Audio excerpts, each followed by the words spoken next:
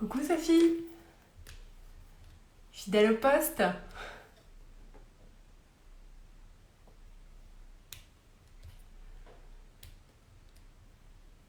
Donc on attend Maria qui devrait pas tarder à se connecter.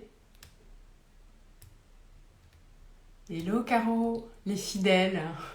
J'adore.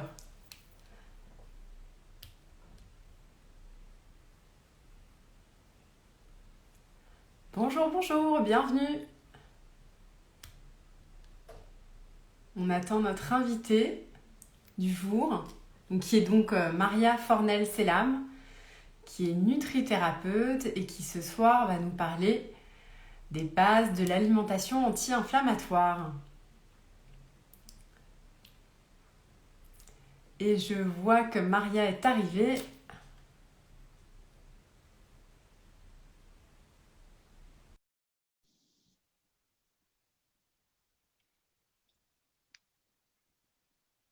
Quelques minutes. Et voilà, bonsoir Maria. Bonsoir. Merci à toi d'être avec nous. Donc je vois que les gens se connectent au fur et à mesure. Donc c'est super. Tu m'entends bien? Oui, très bien. Super. On va tester. Est-ce que tout le monde nous entend bien de l'autre côté? Est-ce que quelqu'un peut nous faire un petit pouce pour nous confirmer que on nous entend bien, on nous voit bien? C'est un peu sombre chez moi, mais C'est OK. Salut Cathy. Donc on va commencer tout doucement si tu veux bien, Maria. oui, oui. Donc bienvenue à la Vie Kintsugi. La Vie Kintsugi accompagne les patients, les aidants et les soignants dans la maladie. D'ailleurs, ce soir, nous avons quelques coachs santé de l'association. Moi-même, je suis Laurence Fagner et j'accompagne l'association dans sa communication. Et je suis ravie de faire des merveilleuses rencontres chaque semaine différentes. Donc, merci à toi, Maria. Et le thème du jour, enfin notre invité du jour, donc c'est toi, c'est Maria. Je vais te laisser te présenter. Tu es donc nutrithérapeute. On va ce soir parler des bases de l'alimentation anti-inflammatoire. Et tu vas nous en dire un peu plus. Et dans un premier temps, j'ai envie de te poser la question. Maria, qui es-tu? Comment en es-tu arrivée à ce métier-là? Est-ce que c'est ce que tu as toujours fait ou est-ce que c'est une reconversion? Donc, on est très curieux à la vie qui nous suit. Merci de m'accueillir. J'aime beaucoup cette association et j'adhère complètement à votre mission. Donc, très contente d'être là ce soir. Donc, non, je n'ai pas toujours été nutrithérapeute, qui est d'ailleurs une dénomination assez récente. Mm. J'étais banquier dans mon ancienne vie, mais suite à la naissance de ma deuxième fille, j'ai développé deux maladies auto-immunes qui m'ont amenée vers la nutrition. J'ai toujours aimé, adoré, été passionnée par la nutrition, le sport et le bien-être, mais c'est vraiment quand je développais ces deux maladies chroniques et que j'ai compris qu'il n'y a pas vraiment une remède, que j'ai compris qu'il fallait aussi essayer de prendre les choses en main moi-même. D'accord. Et du coup, alors comment s'est passé ton virage comment on passe de banquière à nutrithérapeute? Quand j'avais toujours eu l'intérêt, mais d'abord je fais une formation en coach en nutrition. Et ensuite, je voulais apprendre encore plus et aussi gagner un peu de crédibilité parce que c'est Ouais. aussi ça, quand on fait une reconversion, on a besoin Mm. de se sentir Ouais. Oui, légitime. légitime. Mm. Mm. Beaucoup de thérapeutes que je rencontre ont ce même problème. Et donc, j'ai ensuite aussi fait une formation en nutrithérapie Mhm. et en biochimie. Donc, Mhm. maintenant, je me sens assez confiante pour transmettre. Et c'est pour ça que je suis très contente d'être là ce soir pour pouvoir transmettre un peu de ce que je puis apprendre sur le chemin. Super. Alors, tu es sur Instagram, bien évidemment. On l'a mis dans le post, paléo underscore viking. Tu as Oui, aussi un site web oui. que les gens peuvent consulter. Est-ce que tu peux nous rappeler l'URL de ton site web? Oui, c'est paleoviking.com, mais ça va peut-être changer parce que le paléo, je ne sais pas si pour ceux qui connaissent le concept paléo, même si j'aime beaucoup le concept paléo encore, moi aussi j'ai évolué et c'est un concept qui est un très bon point de départ, mais ce n'est pas forcément la meilleure alimentation pour tout le monde. D'accord. Ok. Alors, moi, ce que je te propose, c'est de rentrer dans le vif du sujet et puis d'inviter aussi toutes les personnes qui nous ont rejointes ce soir à poser toutes leurs questions au fur et à mesure de nos échanges. N'hésitez pas, on est là pour ça avec Maria ce soir. Donc, le thème de ce soir que nous attendons tous, c'est donc on va parler des bases de l'alimentation anti-inflammatoire. Donc, bah, Maria, la scène est à toi. Qu'est-ce que c'est que la base qu'est-ce que c'est que cette base? Et, je vais essayer de le faire, ça va être assez dense comme c'est Mm, assez court, mais donc pour commencer, je voudrais juste dire que l'inflammation, évidemment, c'est pas quelque chose de méchant, c'est un mécanisme de notre corps absolument essentiel. Le problème, c'est quand l'inflammation devient chronique ou trop aiguë. Et c'est là où le maladie chronique peut se développer. mm, Donc, c'est cette inflammation de bas grade mm, qui est néfaste sur le long terme. Et donc, si on parle par exemple de maladies, les maladies auto-immunes dont je souffre moi-même, ils sont sur un spectre de l'échelle du système immunitaire. C'est quand le système immunitaire est surchauffé et commence à attaquer son propre corps. Et dépendant de là où il s'attaque, on a différents symptômes. Ça peut être donc les maladies auto-immunes, il y en a plus que 200. C'est la sclérose en plaques, la maladie cœliaque, l'alopécie, la maladie Sjögren, il y a la Hashimoto's, maladie Graves, il y en a beaucoup. Et donc, de l'autre côté du spectrum, on trouve le cancer quelque part, parce que le cancer, c'est quand le système immunitaire est affaibli. Et on dit, par exemple, que tout le monde a des cellules cancéreuses dans le corps à tout moment, mais un bon système immunitaire arrive à se défendre contre ces cellules. Alors que c'est vraiment quand c'est affaibli le système immunitaire euh, que le problème commence à intervenir. Donc, Je te coupe, Maria, 30 secondes. On a une première question qui est arrivée de Céline qui dit mais une inflammation, c'est quoi exactement? C'est des douleurs? Comment ça comment on peut vraiment identifier qu'on a des inflammations de tel ou tel endroit? Est-ce qu'on le ressent? Est-ce que bien sûr, l'inflammation aiguë, c'est quand c'est douloureux, c'est chaud, ça fait mal quand on a une infection ou on tombe, ça c'est une inflammation.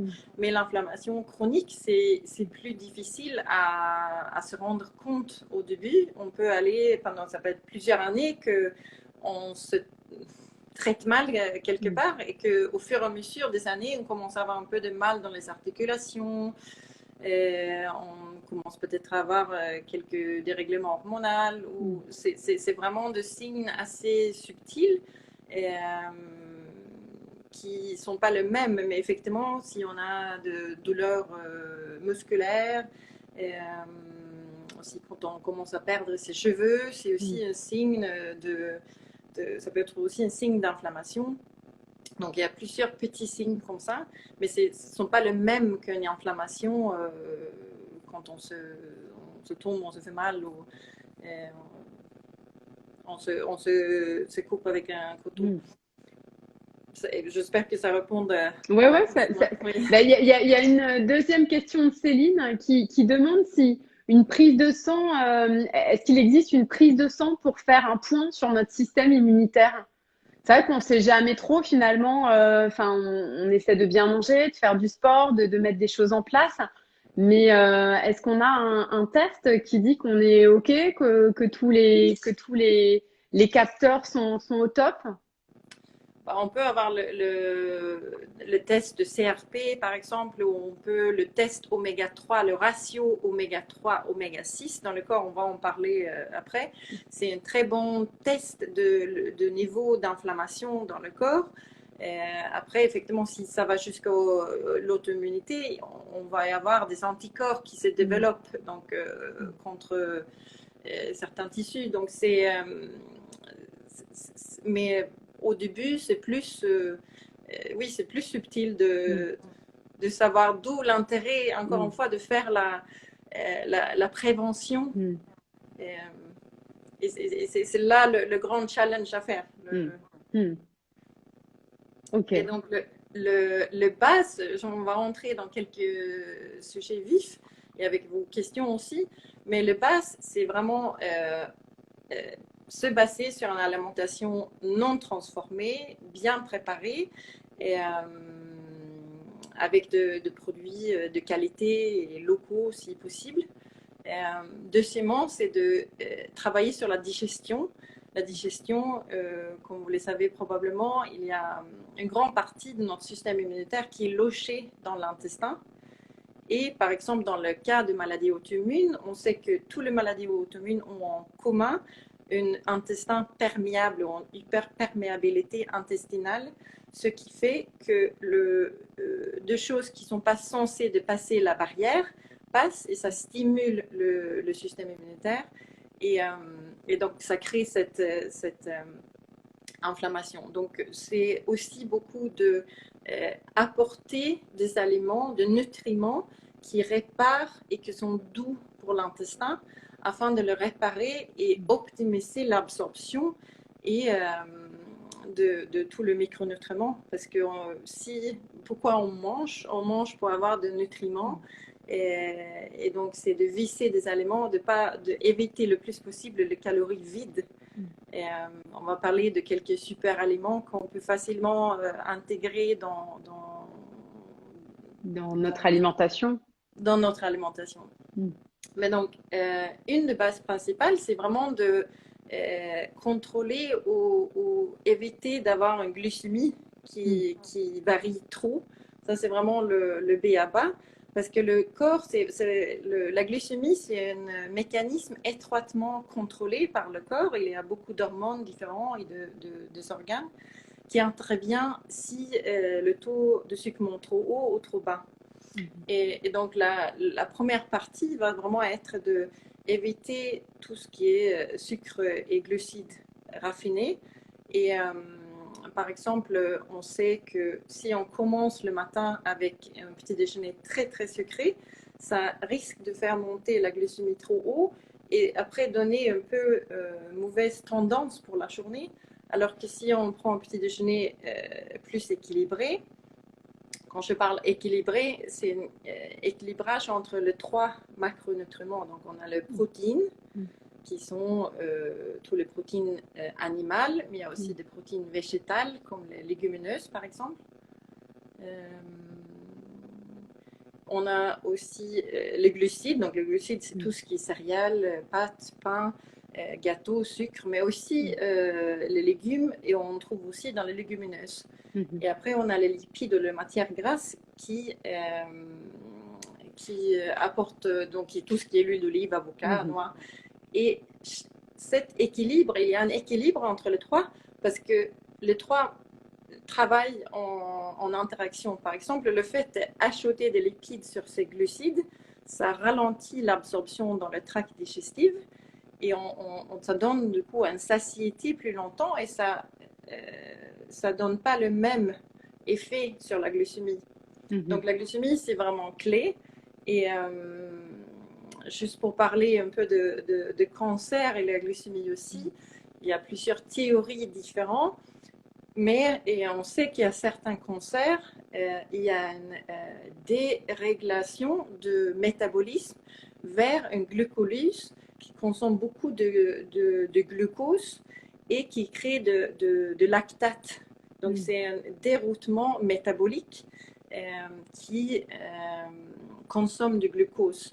Et donc, c'est encore plus important dans ce cas de favoriser, d'éviter tout ce qui est sucre rapide et de favoriser de bons glucides complexes, c'est-à-dire le patate douce, de betterave, de pommes de terre qui sont plutôt, ils nous apportent de nutriments et combinés avec un peu de matière grasse, ça donne pas ces fluctuations. D'accord.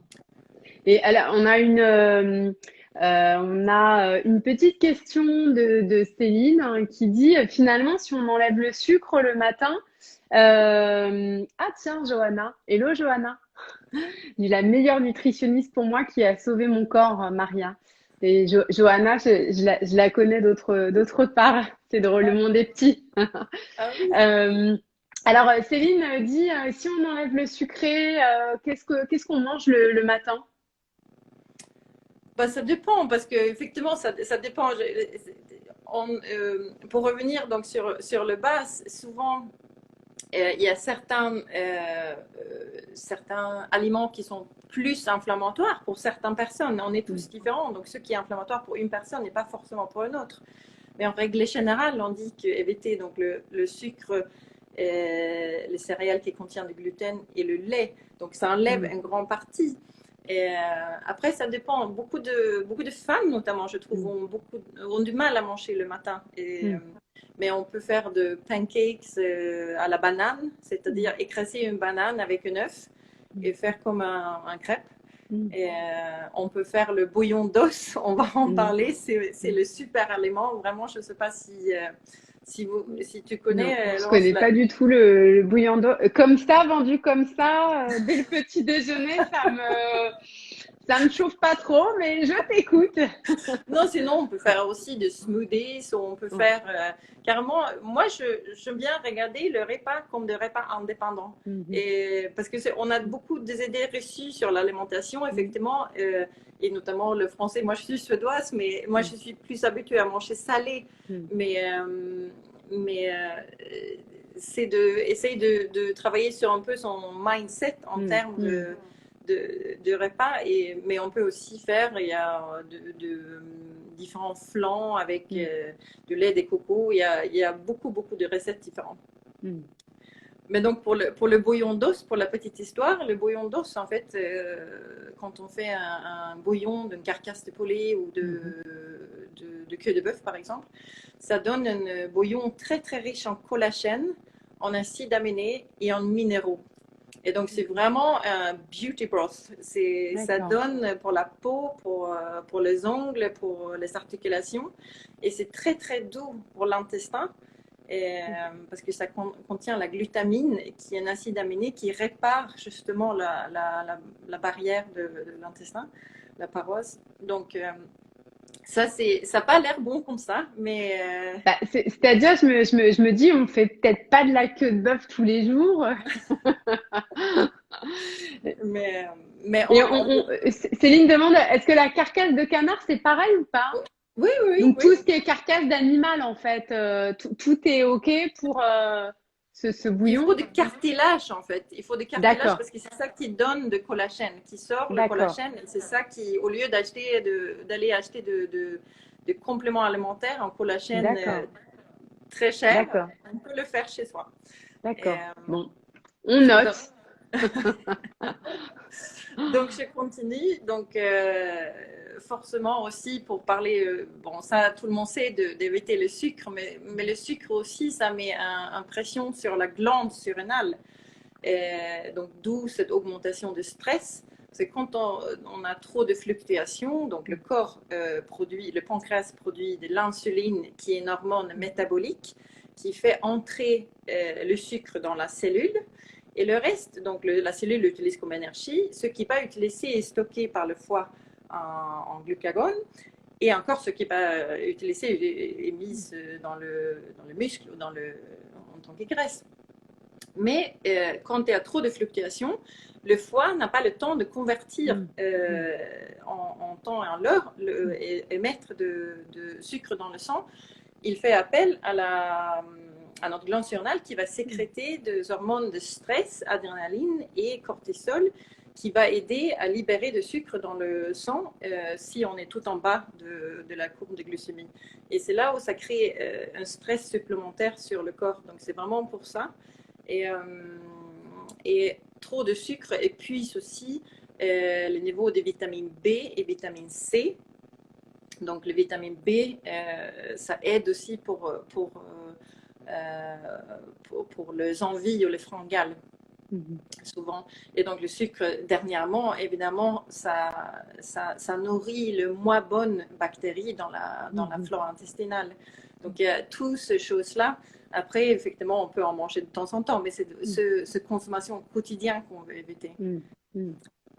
Et Je reviens, je profite de ta pause, hein, juste pour revenir sur le bouillon, parce que le bouillon de carcasse plaît, hein, dès que tu as parlé d'antirides naturelles. On a une petite question, c'est combien de temps tu fais cuire cette carcasse? Enfin, tu fais bouillir l'eau, tu mets la carcasse et tu fais cuire combien de temps? il faut le faire minimum 3 heures à feu Ah oui, doux. d'accord, Oui. Et à la d'accord, fin, quand ça refroidit, vous pouvez enlever c'est une couche blanche qui se forme dessus, c'est la graisse, vous pouvez enlever ça, mais ça doit être gélatineux, d'accord, de la gélatine. Et ça, d'accord, c'est la preuve que c'est riche en collagène. d'accord, ok. D'accord, bah c'est noté. On a répondu à la question. Donc, une bonne cuisson de bien 3 heures Oui, minimum. minimum. Et, deuxièmement, les matières grasses ou les lipides sont absolument essentiels et une façon assez efficace et facile de gérer l'inflammation dans le corps. Je trouve qu'il y a beaucoup de gens qui sont nés dans les années 60, 70, même 80 ont une vraie phobie de lipides ou de graisses et qu'ils sont favorisés les glucides raffinés justement et ils sont un déséquilibre de leurs macronutriments. Alors que le graisse, les lipides, c'est un des constituteurs de nos hormones sexuelles et stéroïdiennes, parce qu'ils sont créés à base de cholestérol. S'il nous permet de bien assimiler les vitamines liposolubles A, D, E et K, ça améliore le goût. Nos cellules sont constituées de lipides, notre cerveau. Et donc, de bien choisir ces graisses, c'est assez clé. Et donc, selon leur structure chimique, sans devenir rentrer trop dans les détails, donc on a 3 types de graisses. On a les graisses saturées, qui est tout ce qui est graisse animale, et, beurre, lard, canard, plus 2 huiles coco, qui sont 2 huiles tropicales, qui sont l'huile de coco et l'huile de palme. Donc, ces graisses-là, ils ne peuvent pas s'oxyder par leur structure chimique. Donc, en contact avec la lumière, la chaleur et l'air, ils ne peuvent pas s'oxyder. Donc, ils ne rentrent en aucun cas abîmés dans notre corps. Et, après, on a les graisses monoinsaturées. Ils sont un peu plus instables, ils sont liquides à température ambiante. Souvent, par exemple, on trouve l'huile d'olive, l'huile d'avocat, l'huile d'amande, les avocats, les olives. Et donc, ce sont des huiles qui sont souvent vendues dans de bouteilles foncées afin de le protéger. Protéger de la lumière. Oui, voilà. Et donc, ça, ce sont de très bonnes graisses. Et en fin de compte, on a les graisses polyinsaturées qui sont très instables. Il ne faut pas les réchauffer. Et il faut, si on veut le consommer, l'acheter extrait à froid et le garder dans le frigo. Donc, on trouve l'huile de tournesol, l'huile de pépins de raisin, l'huile de lin. Mais on trouve aussi 2 huiles ou 2 acides gras dites essentiels parce que le corps ne peut pas en produire elle-même. Ce sont le fameux oméga 3 et oméga 6. Et pour un peu simplifier les choses, oméga 6 a un effet plutôt pro-inflammatoire dans le corps et oméga 3 anti-inflammatoire, d'où leur partenariat parfait. Et le problème aujourd'hui, moi par exemple, je pars du principe que la plupart des gens que je vois, ils sont un déséquilibre là-dedans. Et parce qu'on a tellement d'apports aujourd'hui en oméga 6. Et quand on va au resto, ça va être avec des huiles végétales bon marché qui en plus sont réchauffées, donc ils rentrent dans notre corps oxydés. Quand on mange du gâteau, du biscuit industriel, tout va être avec de mauvaises huiles de bas de gamme qui sont pro-inflammatoires. Et on n'a pas assez d'apports en oméga 3. Donc, il y a certains apports végétaux comme l'huile de lin ou les graines de lin. Mais ces formes-là doivent être converties dans le corps dans leur forme plus biodisponible. Et on estime aujourd'hui que seulement 5% de ce ALA, donc ce forme végétale de oméga 3, est converti sous leur forme plus biodisponible, le EPA et DHA. Ça, on trouve uniquement dans le poisson gras et dans certaines algues marines. D'accord. Et donc, pour aller droit au but, c'est plus efficace de consommer soit ces algues, soit le poisson, au lieu de manger on peut manger, si on aime vraiment l'huile de lin, on peut le prendre, mais pas pour l'apport en oméga 3. Et du coup, tu nous conseilles quel type d'algues, quel type, enfin moi je connais pas du tout les algues par exemple. Donc toi, tu nous conseilles quel type d'algues? Et pour les poissons gras, j'imagine des poissons comme le saumon. Oui, donc ça va être tout ce qui est poisson coloré, les Ouais, sardines, le ouais, saumon, la truite, le maquereau. Ils sont tous riches en oméga 3. d'accord. Et au S'ils ne niveau, sont pas élevés en Norvège, j'ai envie de dire. oui, oui, c'est ça, ouais. Et au niveau des algues, est-ce que d'abord on les trouve où les algues? Peut-être en magasin bio, mais vaut mieux les consommer desséchées, enfin déjà préparées. Comment on consomme des algues? Pour l'instant, ces algues-là, ils se vendent que complément En alimentaire. complément Moi, je alimentaire. n'en ai pas vu dans le boutique bio et autres. D'accord. Mais c'est un complément qui, pour le végétalien, effectivement, qui ne mange pas de poisson gras, Hmm. on peut le Oui, c'est un trouver. bon compromis. Ouais, c'est un bon compromis. Oui, pour avoir ces sources plus biodisponibles, mais Ouais. pas d'un animal. Parce qu'on a certaines populations je prends les Japonais qui mangent des algues. Et, du coup, la question, c'était un peu ça, c'était est-ce qu'il n'y a pas plus d'intérêt à manger un produit dans son état original plutôt que dans un complément alimentaire où c'est certainement, enfin, ça perd déjà de sa vertu. Bien sûr, je dis algues là pour ouvrir un Oui, peu pour pour ouvrir. toutes les catégories. Mm, Après, on peut manger des algues bretons, je pense, mm, qui sont très riches en iode mm, et mm, d'autres oligo-éléments.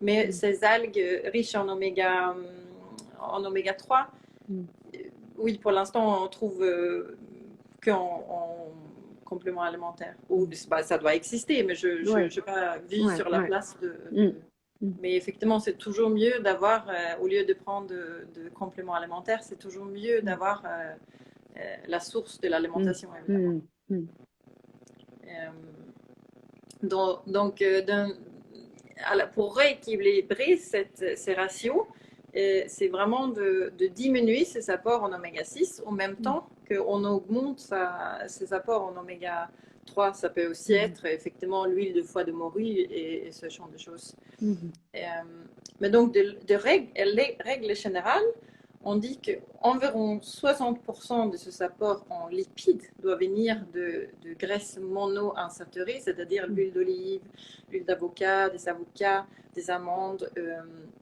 certains noix, et 30% de graisses saturées, c'est-à-dire beurre, huile de coco, de lard, et aussi dans les œufs, la viande, et seulement 10% de graisses polyinsaturées. Et c'est là où on peut comprendre que beaucoup de gens, c'est plutôt l'inverse. Ils consomment beaucoup d'huile. différents. Donc, parce que les graisses, ils servent de composants de base pour le prostaglandin, qui sont de petites substances comme des hormones qui gèrent notre inflammation et anti-inflammation dans le corps.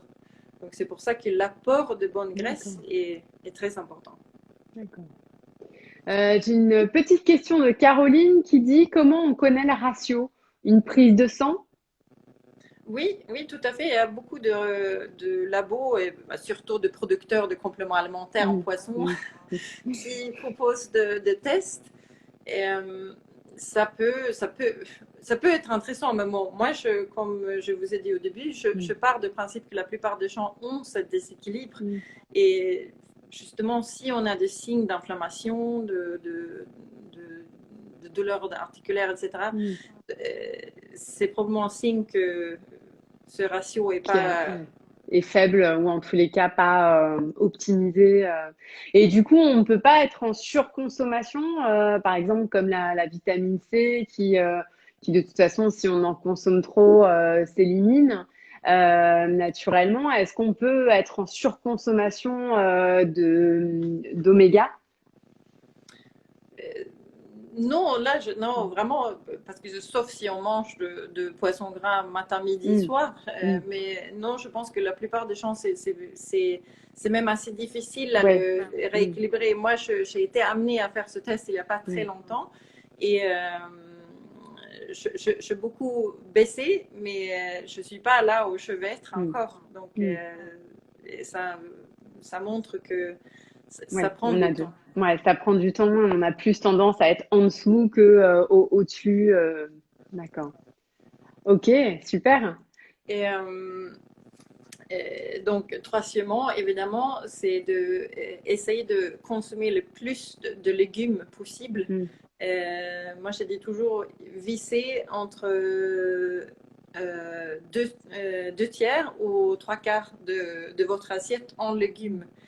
Et vraiment, le plus de couleurs différentes que vous pouvez acheter, le mieux c'est. Les légumes sont un indice glycémique naturellement bas.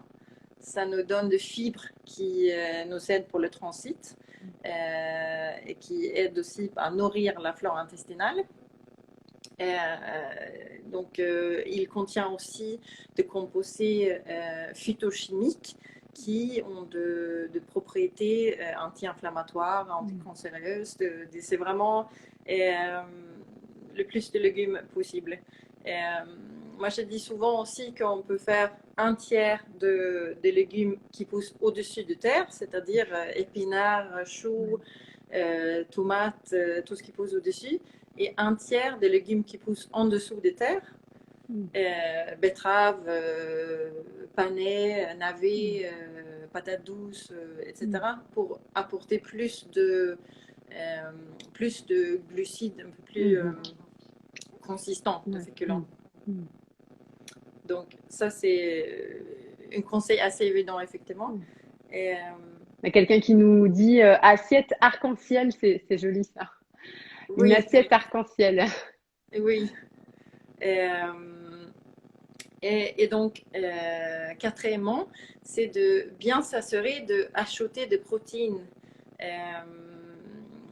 On a un besoin physiologique tous les jours de protéines. Si on n'en consomme pas assez, on va être fatigué, on va avoir des fringales et on n'a pas cette sensation de satiété. Donc, de bien s'assurer de consommer assez de protéines et pas remplacer. Si on est végétalienne, il faut bien se connaître. Donc, l'être humain, on a 20 acides aminés, donc les protéines sont constituées d'acides aminés. Il y en a 20, dont 9 sont dites essentielles. Mais encore une fois, les 11 autres devient essentiel en temps de maladie ou de stress. Donc, ce terme, parfois essentiel, non essentiel, sont un peu trompeurs, quelque part. Donc, le protéine animal, effectivement, ce sont les seuls qui contiennent tout le 9 acides aminés essentiels, plus certains vitamines comme la vitamine B12, la taurine et la créatine, qu'on ne trouve pas dans les apports des légumineuses. Si on a que ces apports végétaux, il faut bien mélanger les différentes légumineuses pour faire en sorte qu'on a tous ces acides aminés. Ouais. Ouais, c'est important. C'est vrai que c'est un peu j'ai presque envie de dire la mode de manger de moins en moins de viande, notamment. Enfin, moi, c'est mon cas, hein, mais parce que j'ai jamais vraiment aimé ça. Et le tout, c'est de bien équilibrer son assiette, effectivement, comme tu le dis, pour avoir la même équivalence. Et ça, c'est pas toujours évident.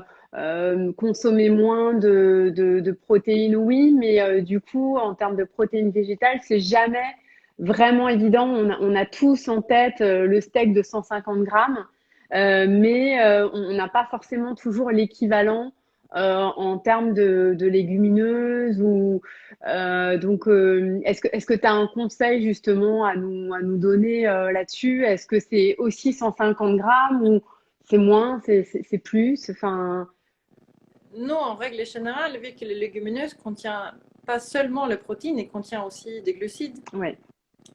Donc, pour avoir le même apport comme un steak, il faut manger beaucoup plus. Mm. Et donc, oui, c'est un vrai sujet. Moi, je crois personnellement que l'être humain est omnivore. Mais après, je comprends et j'entends que c'est difficile et que l'état de la planète et tout. Mais je pense plus, il faut penser qualité que quantité en termes de protéines animales. Mais revenons sur les légumineuses. Il y a certains problèmes avec les légumineuses qu'on peut résoudre. Ils sont très riches en phytates, ce qui leur rend un peu difficile à digérer. Et il peut avoir un effet donc à la fois difficile à digérer et donc difficile pour le corps de bien assimiler ces acides aminés. Une façon de le rendre plus digeste, c'est de le tremper avant la cuisson, de le tremper. Les lentilles, je pense que on le trempe la nuit avant. Les haricots, c'est 9 heures, ça dépend. Même le noix, on peut le tremper. Et les noix contiennent des protéines pour le rendre plus digeste. Mais après, effectivement, est-ce qu'on va acheter la même pour avoir 150 grammes de protéines? Il faut une très grande quantité de lentilles. Donc, peut-être au moins essayer de consommer des œufs ou de ne pas fermer la porte complètement. Complètement, ouais. Oui. Donc, ça, c'est. Parfois, il faut mieux peut-être manger juste de temps en temps un bon produit animal et le reste du temps, je pourrais avoir ces apports parce qu'effectivement, la vitamine B12, la vitamine A, en fait, la vitamine A qu'on trouve dans les légumes, c'est le précurseur de la vitamine A qui nécessite. Qui doit être encore une fois un peu comme l'oméga 3 de source végétale, il doit être convertir dans la forme biodisponible et utilisable pour le corps. Donc, et dans ce processus, il utilise des cofacteurs, d'autres nutriments, de vitamines et de minéraux qui épuisent du coup le corps. Donc, par exemple, pour le fer, donc il y a deux types de fer. Il y a le fer héminique et le fer non héminique. Le non héminique, on trouve dans le lentilles, dans les épinards. Et c'est plus difficile pour le corps. Il y a même des études qui démontrent que même les femmes qui mangent énormément de végétaliennes, qui mangent énormément de ce aliment non héminique, ils ont de carence en fer. Ah oui. Donc, il faut très très bien se connaître pour ne pas créer de carence sur le long terme. Donc, et donc, tout ça, ça fait un tout. Je ne sais pas si vous avez suivi. Donc, du coup, ce qui est important, c'est manger non transformé, travailler sur la digestion. La digestion, donc, c'est quand on travaille avec la digestion, donc ça commence déjà quand on se met à table, d'essayer de manger dans son environnement calme. Calme. La digestion, c'est une activité parasympathique. On digère mieux quand on est au calme avec le champ qu'on aime. Et il faut aussi il faut bien mâcher, évidemment, mais après, il faut que l'estomac, là où les aliments arrivent en premier, est très acide. Il y a souvent une confusion là-dessus, je trouve, parce qu'il y a l'équilibre acido-basique. C'est pas la même chose. L'estomac doit être acide parce que c'est le premier contact entre le monde extérieur et notre corps. Et s'il n'est pas assez acide, on risque d'avoir de parasites ou de bactéries. Il faut aussi cette acidité pour déclencher tout le processus digestif, que tous les enzymes soient produits. Et donc, justement, le signe d'un manque d'acidité, c'est quand on a une sensation de ballonnement, de gaz, que en fait ça reste trop longtemps dans l'estomac, dans un essai de bien digérer. Donc ça, c'est vraiment essayer de ne pas stresser quand on mange. Et il y a aussi de petites astuces qu'on peut faire aussi pour augmenter l'acidité. Donc ça, c'est pour améliorer la digestion. Et après, effectivement, aussi, il y a beaucoup de facteurs autres que l'alimentation qui jouent sur l'inflammation et qui jouent sur les organes de digestion. Si on a mal dormi, on grignote plus. On sait que la résistance à l'insuline, c'est-à-dire la sensibilité à l'hormone insuline, est diminuée quand on est fatigué. Quand on stresse, encore une fois, c'est cette glande surrénale qui va libérer, qui va produire des hormones de stress, qui va libérer du sucre dans le sang. Donc, ce sont des choses qui vont main en main. On peut beaucoup faire avec l'alimentation, mais c'est une partie avec les autres facteurs. Ouais, effectivement, le stress, on le ressent tous, hein, on l'a tous vécu. Le stress te fait faire des choses ou te faire sentir des choses, que ça soit dans le mental, dans notre corps ou dans notre comportement. C'est vrai que la machine est incroyable dans un sens comme dans l'autre, comme il peut être destructeur finalement si on ne suit pas le mode d'emploi, je dirais, si on l'optimise pas au maximum. Donc, effectivement, entièrement d'accord avec toi, avec ce que tu dis. Super. Donc, si on récapitule les bases, si tu peux voilà récapituler ces bases de l'alimentation en une phrase. Oui, dans une phrase. Enfin, en récapitulant ce que tu nous as dit, effectivement faire attention à la manière dont on mange, prendre son temps pour faciliter la digestion, manger des protéines, c'est ce que tu nous disais, qu'elles soient végétales ou en tous les cas penser à manger des protéines. Tu nous parlais des légumes. Avec cette idée d'assiette arc-en-ciel, j'aime beaucoup de faire moitié de légumes qui poussent au-dessus de la terre et moitié de légumes qui poussent en dessous de la terre. Ça, j'ai bien retenu, hein. Et quoi d'autre? Tu nous as parlé. Est-ce que tu nous as pas parlé de tout ce qui est lié aussi autour le sport? Ou tous les aspects de méditation, etc. Est-ce que dans l'inflammation, est-ce que tout ça, ça a un rôle aussi? Oui, tout à fait. Oui, je pense que effectivement, c'est tous ces facteurs.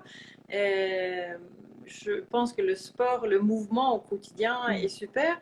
Et après, je sais que personnellement, par exemple, la course à pied ou de sport d'endurance peut être déconseillé dans le cas des maladies auto-immunes, par exemple, parce que quand on court, la vascularisation de l'intestin va dans le muscle, favorise le muscle pour donner de sang vers le muscle, de l'oxygène.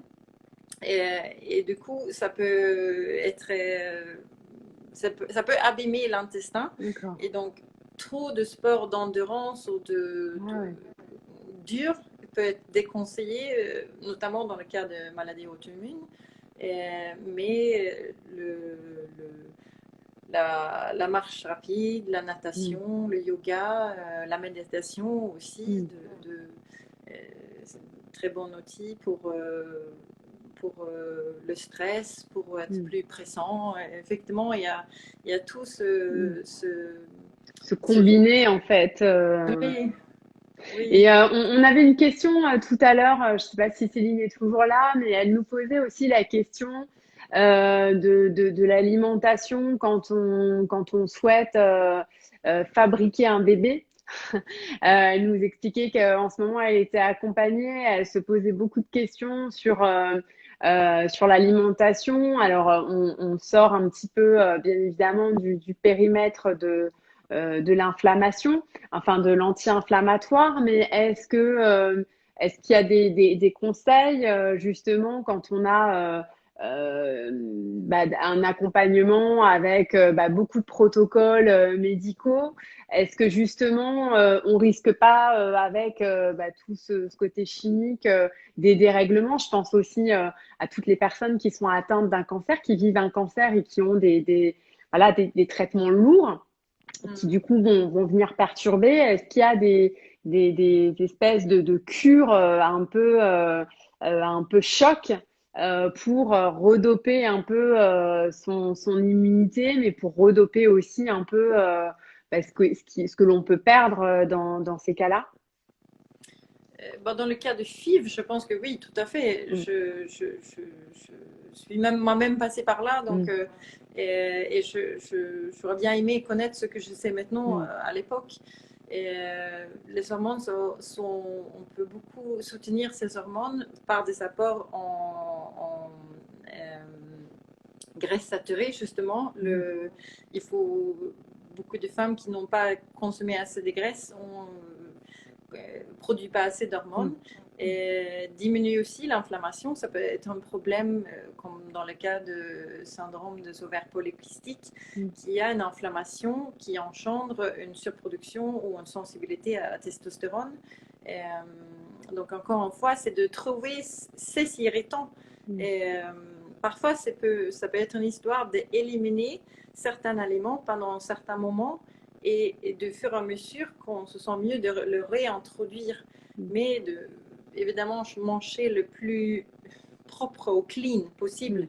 Et, encore une fois, mais et en parlant de foie, je veux juste mentionner que en fait, pour que le fonction hépatique marche bien, il faut le protéine encore une fois. Parce que dans la phase 2, c'est les acides aminés qui sont utilisés pour bien excréter les hormones. Et donc, d'où l'intérêt, encore une fois, de consommer assez de protéines. Mais encore une fois aussi, il faut manger plein de légumes, de bonnes graisses, de prendre bien soin de soi et essayer de garder une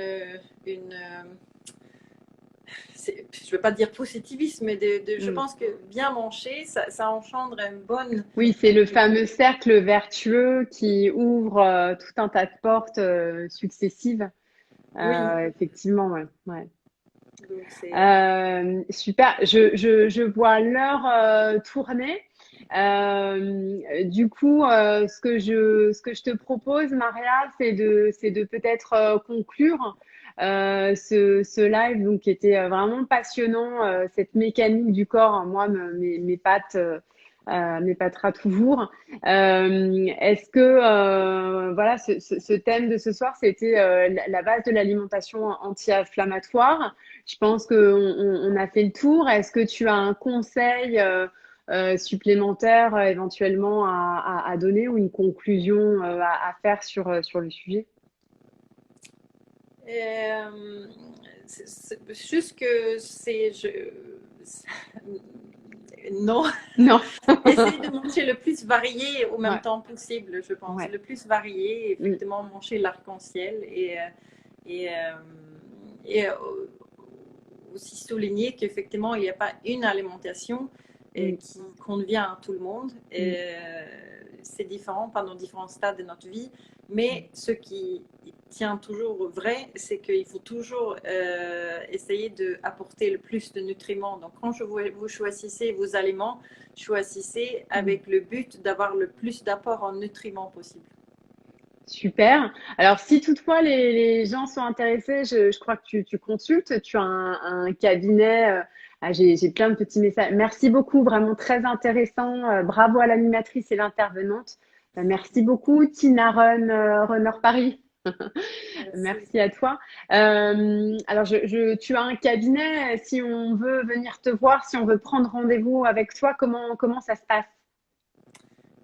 Je suis depuis peu sur un réseau qui s'appelle Médocine. Je ne sais pas si tu D'accord. connais. Je connais pas, c'est comme un Doctolib.